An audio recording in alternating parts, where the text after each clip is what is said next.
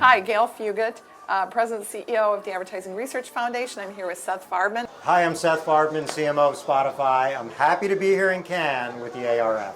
How do you see the role of marketing, advertising, and kind of insights and analytics? We just announced like 2 days ago that we crossed the 100 million mark, and wow, congratulations! It's terrific, really and impressive. Like to have that many music fans and to have the data behind those music fans is really a gift. So data and insights and analytics, and these are all of the buzzwords that you hear on the street here at a creative awards event, which sometimes can be a little bit concerning.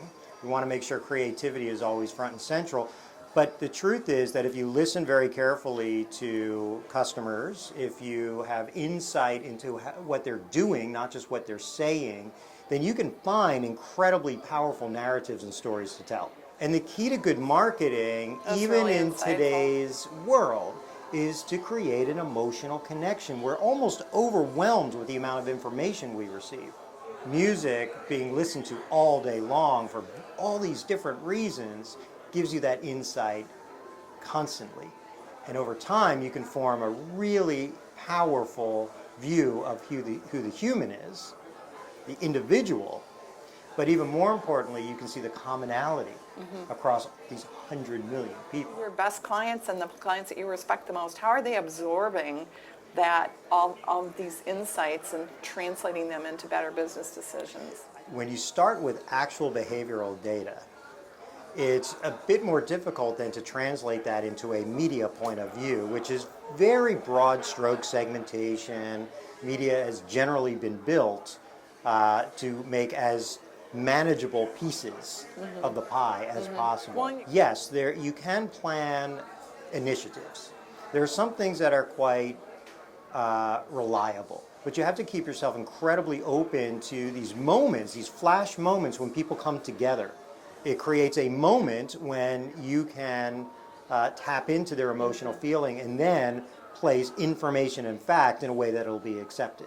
So it allows us then to avoid what has always been the most difficult part of delivering messages and advertising, and that is interrupting with a message that has nominal relevance. Start with empathy and try to be useful.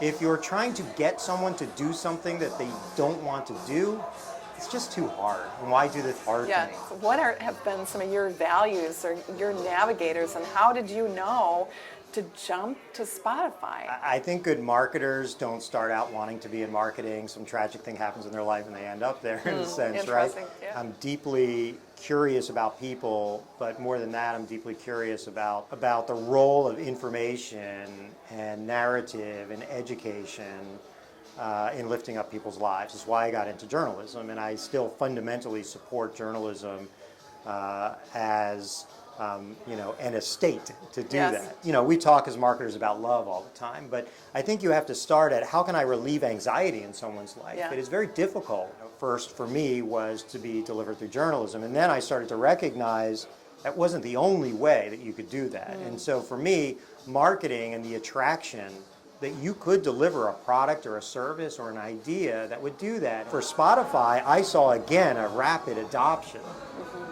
in technology that didn't exist just for technology's sake, but at its core is it creates an opportunity for artists to find an audience, to find fans. So at our core, we are for music fans, by music fans. Yes. And just by changing the terminology, it changes the way that you approach what you do, how you build a product, Absolutely. how you communicate, right? It's an energy thing. It shifts your energy. And the music industry was spinning down. What happens? You see a smaller audience, so you try to deliver a smaller product set that is more specific, and it may meet with that audience's needs, but you're actually taking them down a reductive path that can be quite dangerous. Now through technology, you have that scale, and it's a meritocracy. You let the art flourish. Right. Yeah, I love that. What does the advertising industry and the marketing industry need to do to have advertising reflect consumers as they are? The truth is, negative behavior actually works. It is harder to both create a positive commercial outcome and a positive social outcome. So you need a sense, you need people who are braver. So bravery is always at the center, I think, of good advertising. And when we value and judge creativity at a place like this, or at its core, there's a little bit of bravery. There are times when we apply advertising to positive things, but I'm not sure that the intention is pure. Here's what gives me the hope. Diversity. Diversity is essential for a positive future, and diversity is a reality with the incoming generation.